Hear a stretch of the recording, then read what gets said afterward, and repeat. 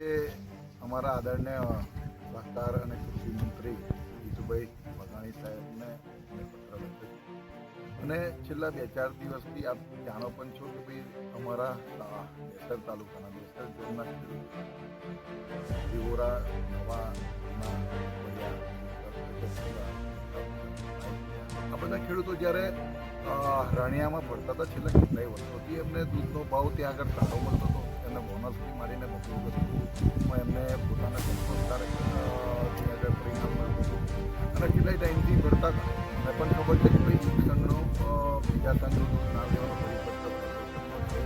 પણ મારું બરોડા ડેરીને અને માન્ય મંત્રીશ્રીને આજે રજૂઆત પત્ર દ્વારા એક જ છે કે બરોડા ડેરીના એમડીને પણ મેં લખ્યું છે, અમૂલ ડેરીના એમડીને પણ લખ્યું છે અને જીતુભાઈ વાઘાણીને પણ આખી વિગતવાર વિસ્તૃત માહિતી આપી છે કે ભાઈ જો રાણિયા સુધીના લોકોને દૂધ લેવા જવું પડે તો રણિયા સુધીને 8-10 કિલોમીટર આ લોકોને કોઈ એવો શોખ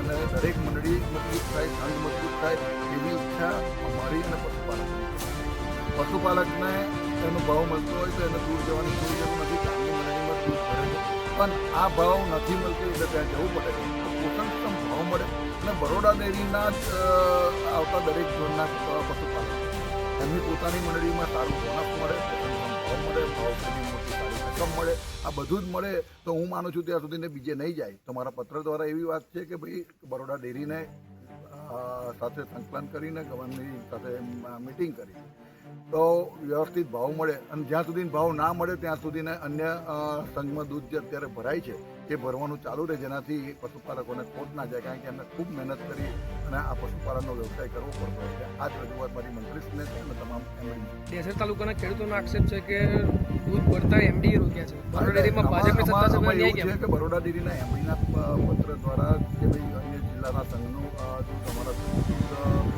તમારે લેવું નહીં એટલે એ એમડી સાથે પણ વાત થઈ કે ભાઈ તમે તમારો ભાવ આપો, બીજે ના જવું પડે.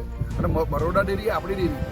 બરોડા ડેરી ખૂબ મજબૂત જ હોવી જોઈએ અને બધી રીતે અમે બરોડા ડેરીની સાથે છે. પણ જ્યારે પશુપાલકોની વાત આવે અને પશુપાલકોને જ્યારે ભાવ ના મળતો હોય તો જ એમને બીજે ભરવા જવું પડતું હોય છે.